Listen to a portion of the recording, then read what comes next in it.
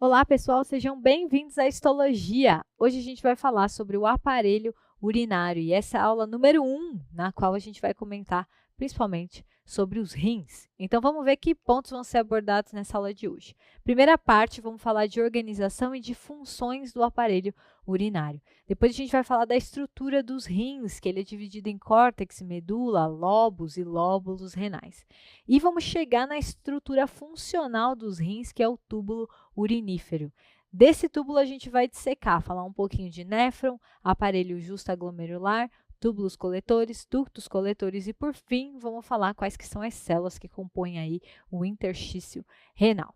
Vamos começar pelo aparelho urinário e como que ele se organiza. O aparelho urinário ele é composto aí pelos rins, mas ele também é composto pelas vias urinárias. E as vias urinárias, elas são basicamente os cálices renais, a pelve renal, e essa pelve renal, ela se liga aí por meio do ureter até a bexiga. E depois essa urina sai da bexiga por meio da uretra até o exterior. E qual que é a função desse aparelho urinário? A função básica primordial é a produção de urina. É a eliminação desses resíduos do metabolismo e da água que acontece por meio da urina que permite a manutenção da homeostase do nosso organismo. O rim produz cerca aí de 1,5 litro de urina por dia. E essa função de produção da urina ela acontece nos túbulos renais. A produção da urina ela acontece tanto por processos de filtração do sangue, mas também processos de absorção passiva e ativa e de secreção que acontecem nos túbulos renais. Por meio da urina, eu consigo eliminar eletrólitos, excretas produzidos em excesso pelo nosso corpo, principalmente por conta do metabolismo, e eu consigo manter essa homeostase do meu meio interno. A urina produzida pelos rins ela vai ser armazenada na bexiga e depois ela vai ser excretada por meio da uretra. Além disso, os rins também ativam a vitamina D3, então eles ativam essa vitamina que é um pró-hormônio no hormônio ativo da vitamina D.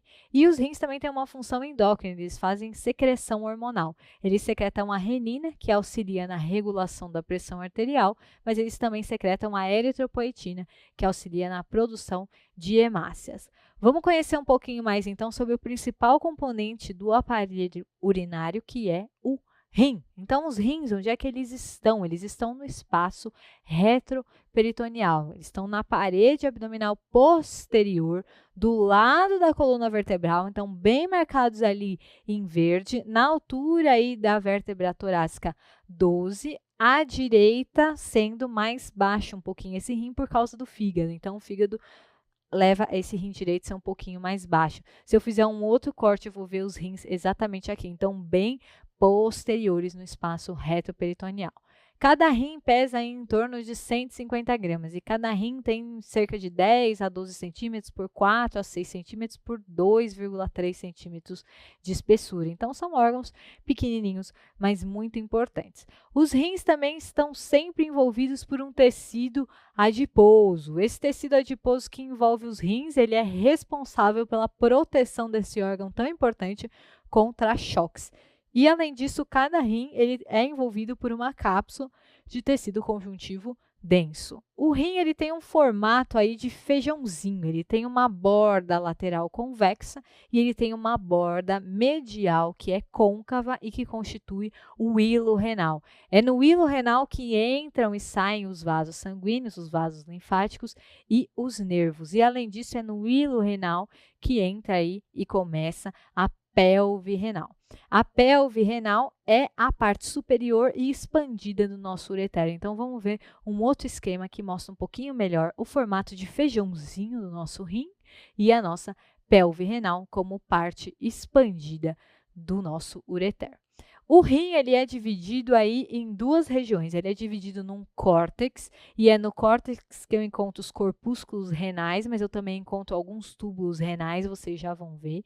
E ele é dividido em medula renal. Na medula renal, eu encontro os túbulos renais. Qual que é a função do córtex? A função do córtex que tem aí a maior parte dos corpúsculos renais é a filtração do sangue. E a função da medula renal é a modificação da urina. Depois que ele chega na medula, ele vai passar aí para o ducto coletor e aí essa urina vai chegar nos cálices renais, depois na pelve renal, para daí ser excretada.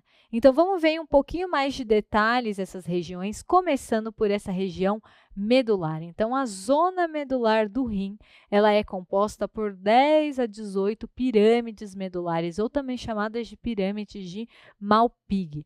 O vértice dessas pirâmides, ele vai fazer saliência no interior dos cálices renais menores, óbvio. E essa saliência é a papila renal. Então, o que acontece? Cada papila aí vai ter de 10 a 15 orifícios. E é nesses orifícios que se abrem os ductos coletores. Então, é no vértice dessas pirâmides medulares que se abrem os ductos coletores e daí chegam nos cálices menores e depois nos cálices maiores e depois na pelve renal. Eu também tenho essa região da base da pirâmide medular. E nessa base da pirâmide medular é que saem os raios medulares que vão penetrar a minha região cortical. Então, vamos ver. Aqui eu tenho os vértices ligados aí nos cálices menores, que depois se ligam nos cálices maiores e chegam na minha pelve renal. E agora eu tenho constituído aqui a minha pirâmide de Malpighi com a base dando origem aos raios medulares. Se a gente aumentar aqui, eu consigo ver exatamente esses raios medulares. E por que é importante você entender todas essas estruturas? Porque eu consigo dividir esse rim em algumas unidades, como o lobo renal. O lobo renal, ele nada mais é do que a pirâmide mais o tecido cortical que está ao seu redor. E o lóbulo renal, que é delimitado pelas artérias interlobulares, ele é o raio medular mais o tecido cortical ao redor. Então, é uma pequena porção desse lobo renal, apenas o raio mais o tecido cortical ao redor. Agora que você já entendeu como se estrutura os rins, vamos falar do que importa, da unidade funcional dos rins. A unidade funcional dos rins é o túbulo urinífero. E o túbulo urinífero, ele nada mais é do que o néfron, que é o responsável pela filtração do sangue e o responsável pelas modificações do que, no final das contas, vai constituir a urina. E ele também é o túbulo coletor. E o túbulo coletor é aquele que vai conectar a última porção do néfron, que é o túbulo contorcido distal, lá ao ducto coletor e depois que vai ser excretado para a minha papila e pelve renal. Vamos falar então agora dos nossos componentes do néfron. O néfron, ele está presente aí no rim em uma quantidade absurda. Cada rim tem cerca de 600 a 800 mil néfrons. E a gente vai ver com cuidado cada um desses componentes do néfron e suas características histológicas, obviamente. Vamos começar falando do corpúsculo renal.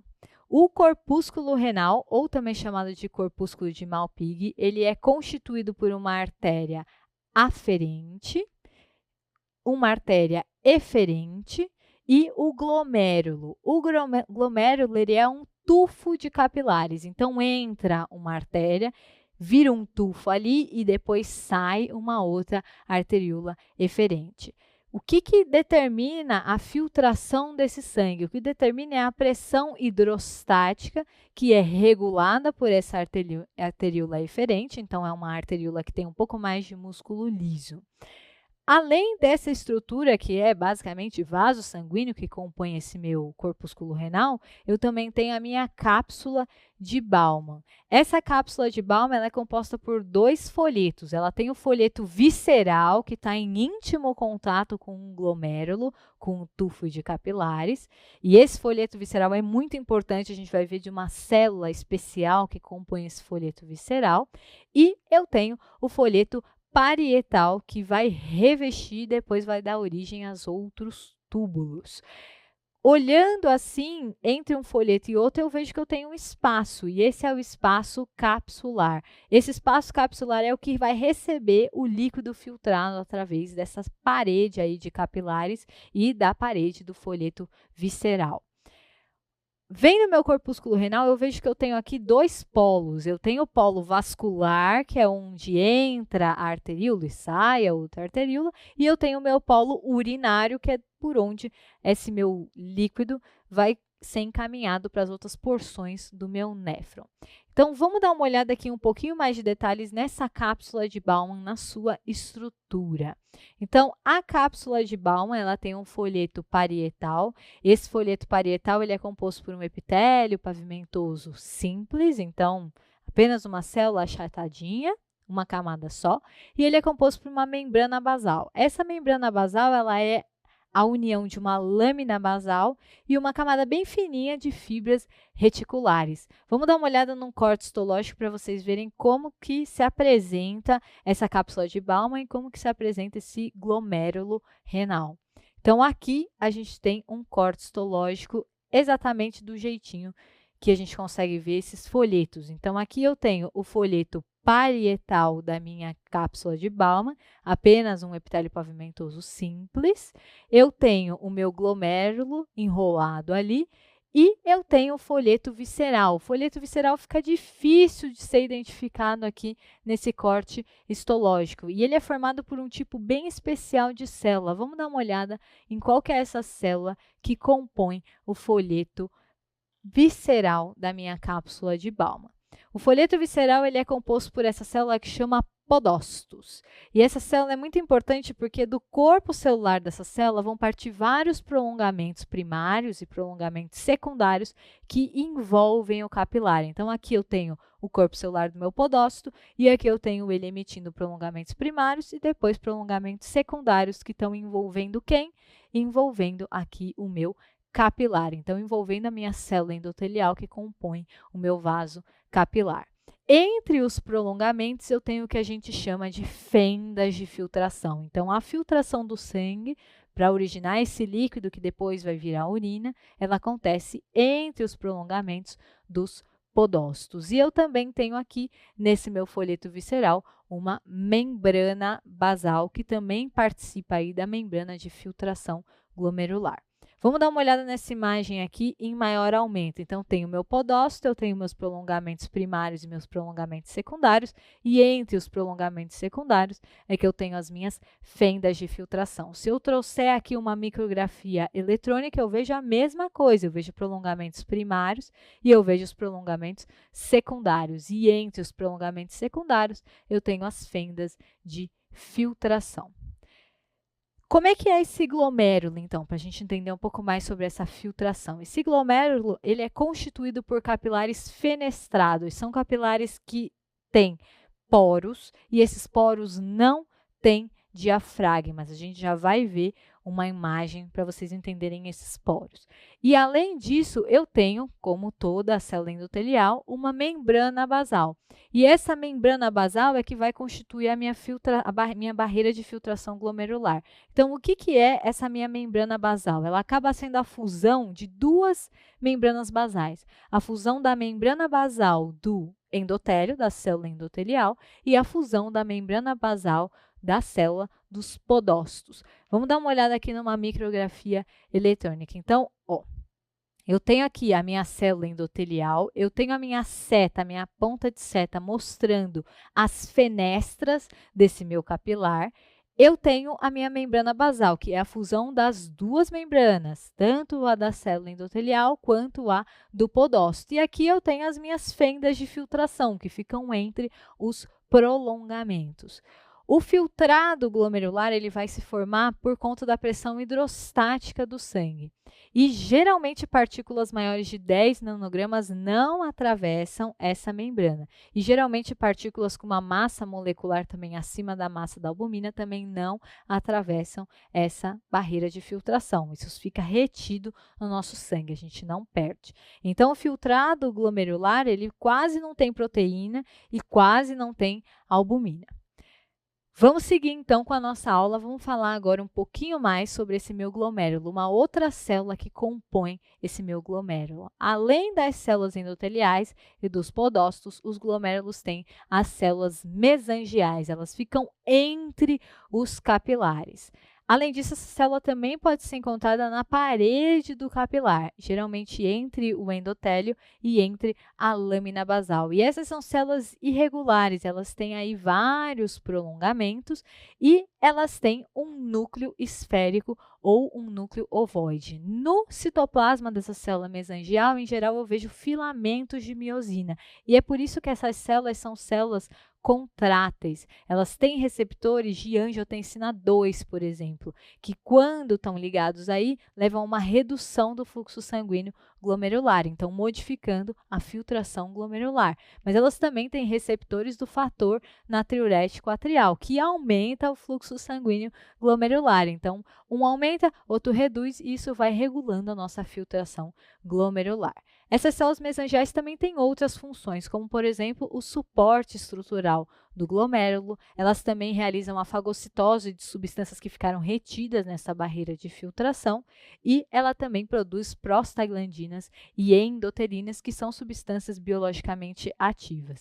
A endotelina, inclusive, vai levar à contração do músculo liso das arteríolas aferentes e eferentes do glomérulo, novamente modificando aí a pressão hidrostática do sangue e modificando o quanto de sangue que vai ser filtrado para produzir a urina. Vamos seguir no nosso néfron, agora vamos para o nosso túbulo contorcido proximal. O túbulo contorcido proximal ele vai sair do polo urinário do meu corpúsculo renal e ele é composto por um epitélio cuboide ou um epitélio colunar baixo. Além disso, essas células têm um citoplasma basal acidófilo. Então, bem na base, esse citoplasma ele é mais acidófilo por conta das numerosas mitocôndrias. Quando eu vejo muita mitocôndria numa célula, o que isso me mostra? Isso me mostra que essa é uma célula que transporta íons.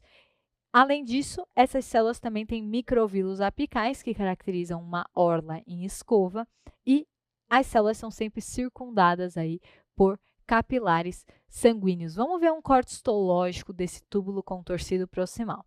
Então, esse meu túbulo contorcido proximal, o que é que eu vejo aqui? Eu vejo o citoplasma basal mais acidófilo, por conta das numerosas mitocôndrias, e eu vejo que no ápice eu tenho os meus microvílulos. E esses microvílulos do ápice é que vão te ajudar a diferenciar o túbulo contorcido proximal numa lâmina do túbulo contorcido distal. É um pouco difícil de identificar até o limite dessas células, então o limite de uma célula para outra. Isso porque elas têm prolongamentos laterais e grudam uma célula com a outra, bem grudadinho, por isso que é difícil de identificar.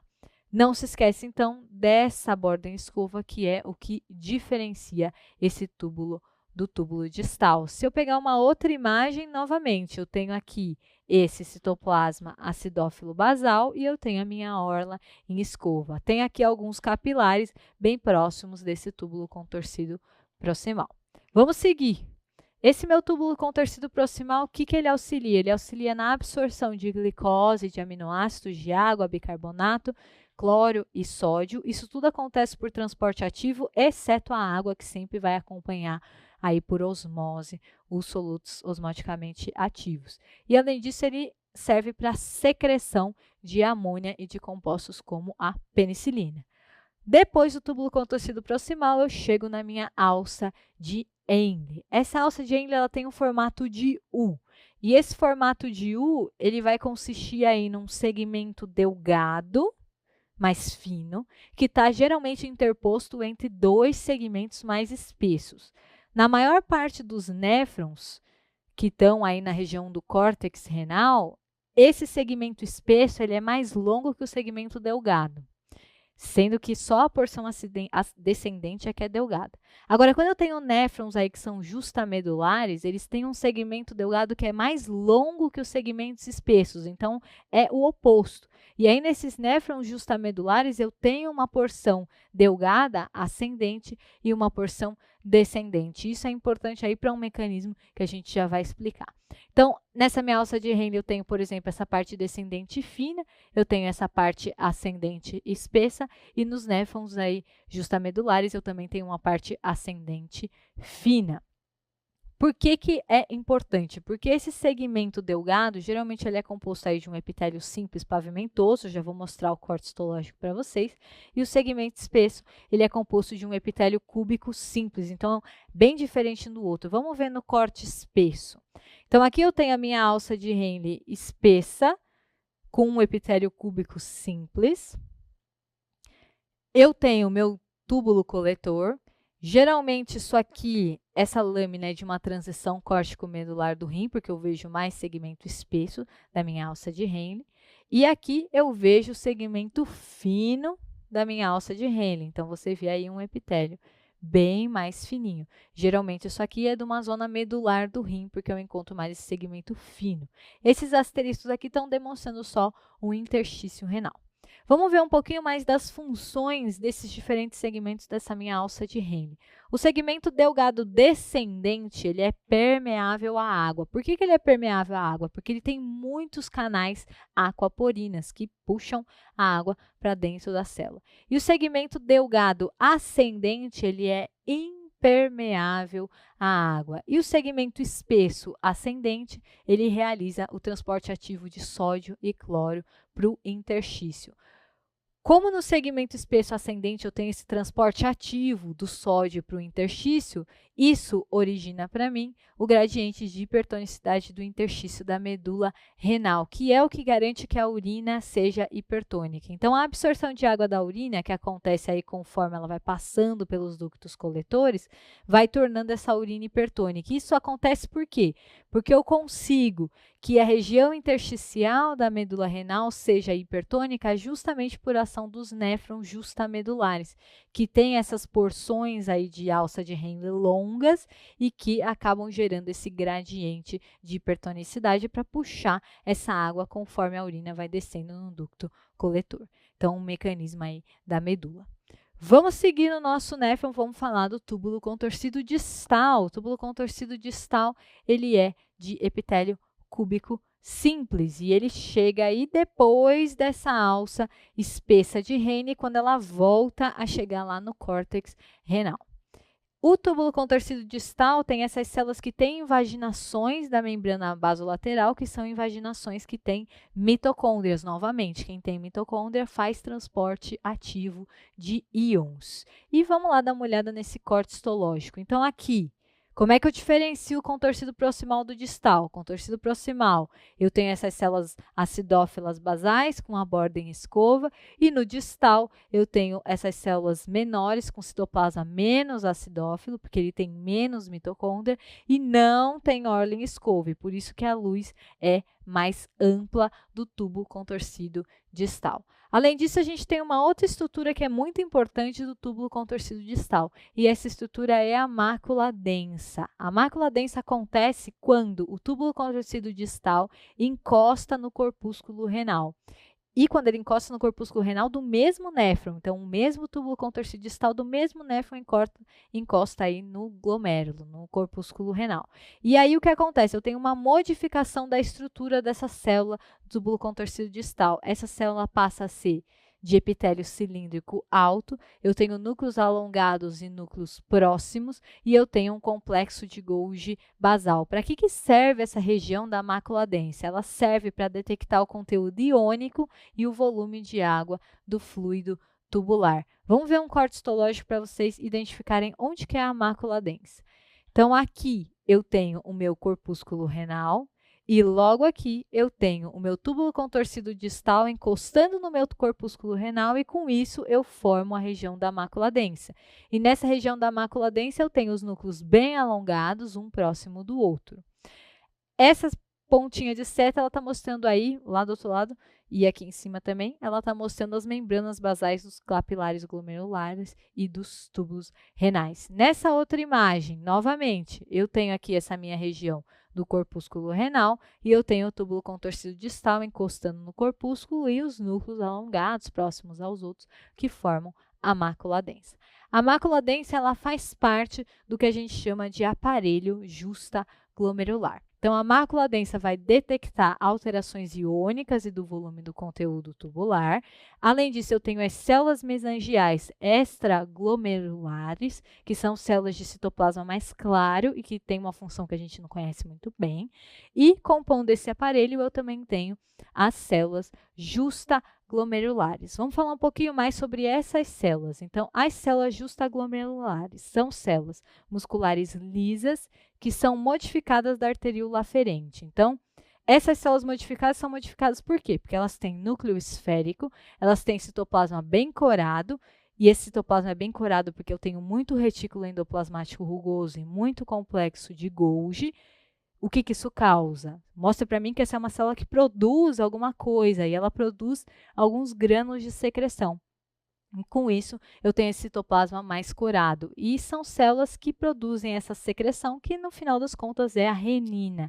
E a renina é que participa aí da regulação da pressão do sangue por meio da modificação do angiotensinogênio. Então, quando o angiotensinogênio chega na renina, eu tenho a sua modificação para angiotensina 1, que depois vai ser transformada em 2 e que atua aí aumentando a pressão arterial e aumentando a secreção de aldosterona. A secreção de aldosterona também vai inibir a excreção de sódio pelo rim, então com isso eu tenho mais retenção de sódio e água também, novamente, aumentando a pressão arterial. Vamos ver um corte histológico em que a gente consegue identificar essas células aí. As células justaglomerulares, então aqui eu tenho o meu corpúsculo renal, eu tenho a minha mácula densa, se eu aumentar, eu consigo ver uma célula de citoplasma aí, mais corado por conta dos grânulos de secreção de renina. Então, essas são as células justaglomerulares que fazem parte do aparelho justaglomerular. Aqui eu também tenho células endoteliais marcadas com exinho, eu tenho as células vermelhas no meio do capilar e os capilares que compõem aí o glomérulo renal.